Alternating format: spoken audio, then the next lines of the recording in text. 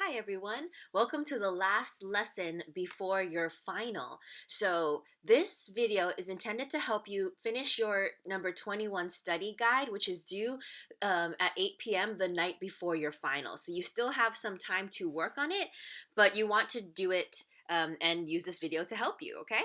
So the first thing you're going to need is your handout number 21. So please go ahead and get your handout number 21, the exam study guide that was posted Wednesday or Thursday. So now that you have it, you should notice that the first page is a note space for you to record how patriarchal each society was. So you'd be able to compare classical India to ancient Egyptian to ancient Mesopotamian. Okay, and then the big question, I think that is kind of hard, but I'm going to help you through it. For number 4A, for asynchronous Friday homework, please rank which women had the most freedom from patriarchy. So if they were the most free, you're going to put them number 1. And then if they were the least free, you're going to put them on number 5 or 6. So please know that this stuff in the middle is probably there's going to be some debate and there is no correct answer. I'm not going to be like, oh, you put a Buddhist nun when you're supposed to put the Pharaoh of Egypt. It doesn't necessarily matter. The middle ones don't really matter as long as the most free and least free are kind of accurate. So don't worry about it as long as you do the activity. I think that's the main thing. And so related to that, right after you've ranked which women had the most freedom, you're gonna be talking about explaining the rankings above. So the women that had the most freedom from patriarchy were blank because, so choose the most freedom was probably middle class women today because, and explain what freedoms middle class women have that maybe other women did not have in ancient times, and then explain a woman who had the least freedom and stuff like that. Okay. And again, there's going to be a woman in the middle. It really doesn't matter which woman you choose as long as they're definitely kind of in the middle area. Anyway, so speaking of these women, right, like these different types of women, the study guide that I'm going to go through the slides for, right, A is Confucian Chinese woman, B is a Hindu woman, C is the Indian Buddhist nun, D is a woman pharaoh from Egypt, and E is the Mesopotamian elite woman. Those are the women we're going to cover in this lesson today. So get ready. Make sure that you're open to classical India, y'all. Before we do that, do remember that what the final exam breakdown is. So, in case you forgot, the final is you have 90 minutes to work on your final, but hopefully your doing the final will take you around an hour, but there's extra time built in, right? So the first thing you would do is MAPE your primary source. You're going to get a primary source about women, and then you're going to do the message, audience, purpose, and exigence, just like you did for the Chinese, like the document A, MAPE quiz. And the suggested timing is about 30 minutes. So taking your time and really doing a good job. Then there's short answer questions. There are 2 of them, and hopefully that takes you around 15 minutes to do.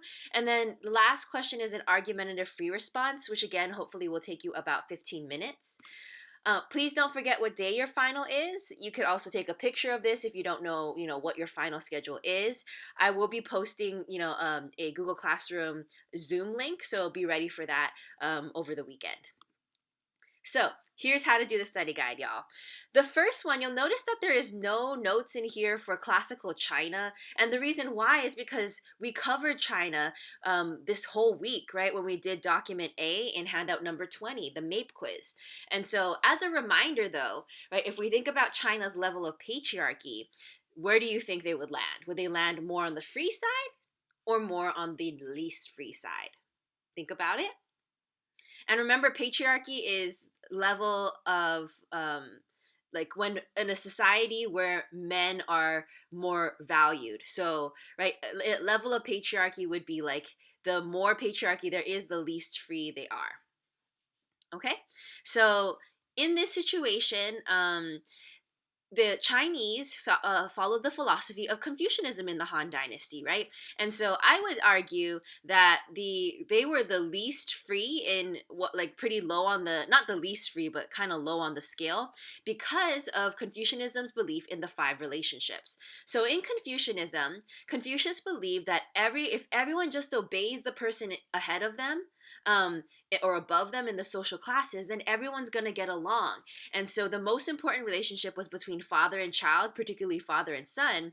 And then women, that means we're always put on the back burner, not as important, right? So the Confucianism thought that women like are are there to serve men, and so they were treated that way, right? And so they are not that free.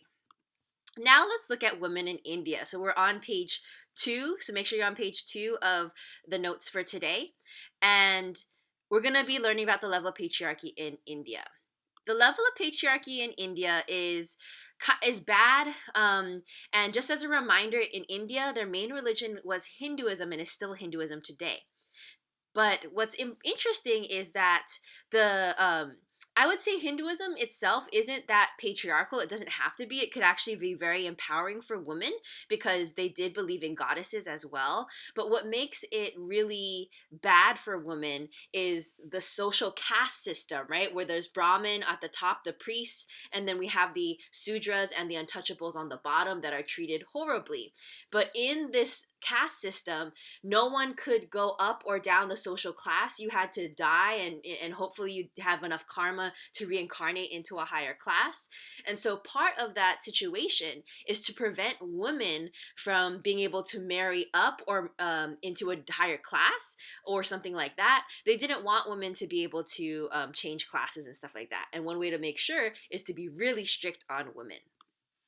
So just giving you a heads up already, the primary source on the final is going to be the laws of Manu. So, the laws of Manu show us how an Indian woman was expected to behave. And this is in the reading right here, that women were forbidden in India from learning the Vedas, which are the religious texts, excluded from public Hindu rituals. And it said a virtuous wife should constantly serve her husband like a god. Sounds similar, China, right? And never remarry after his death. In childhood, a female must be subject to her father, then her husband, and then when he dies, her sons. A woman can never be independent.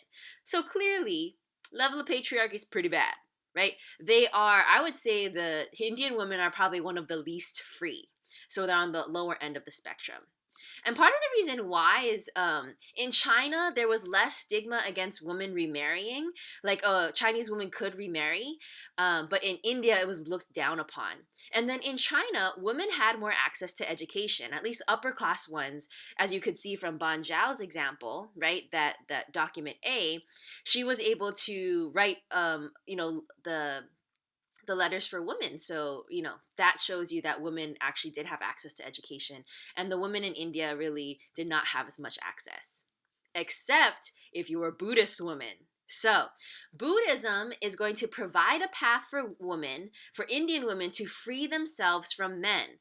So, what we're going to see is that Indian women generally don't have much freedom, but if they chose to become a bhikkhuni, give up their family life, right, and live in a monastery with other women and meditate and things like that, then they could achieve a level of freedom.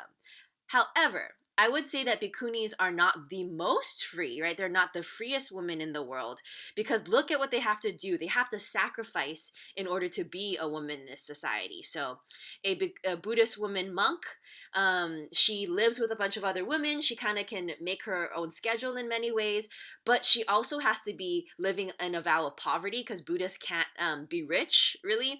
And then she has to be chaste, which means she can't just like have sexual relations with a bunch of people, and she has to be super religious. So that's not a life that everybody wants, right? And so I would say the level of freedom is still not the highest. And also, she's not free to have children if she wants. And then I just wanted to remind you of the impact of undervaluing girls can still be felt today, right? The significance. Some of you know that in China, there are more men than women. In fact, there are 30 million more men in the country than women. That's because of China's one child policy. For a while, China's population was growing too fast. So the Chinese Communist government decided to institute a one child policy. And that means every family could only have one child. And many families, when they could only have one child, they're like, well, obviously we want a son. And so sometimes when they found out they'd have a girl, they would abort the girl and wait until they could have a son. And the consequences clearly are horrible. There are 30 million more men in the country than women. And in India, right, the same society we've talked about, it also has a deep held preference for sons. And so there's an excess of 37 million males in India as well. So, right, there are big impacts that are being felt today, and that's not a good thing, right? A lot of these men want to start families of their own, want to, get married and stuff like that. But if there aren't enough women for every person to get married, then it's going to cause a lot of problems for those people, and they're not going to be happy. So that's one negative effect of all this. Sorry, it's a lot of talking. So the next piece that you see is the Buddhist nun video. And so what I want you to do is I want you to click on this link, okay? Watch the video yourself. And then I want you to see a modern day Buddhist nunnery where they make Buddhist monks, right, for women. And I want you to answer, why do parents want to send their young girls to this nunnery? What is the evidence that even Buddhist nuns are negatively impacted by patriarchy? And then you can answer number 3 if you want, and then we'll answer number 4. So pause this video, go watch that video, and then I will go over the answers after you watch the video. It's really interesting. Please watch it. It's just like 2 minutes long. So pause this. All right. So now that you've watched the video, here are some reasons why parents today in Myanmar are sending their young girls to the nunnery. One reason is it's the only access to education for their girl.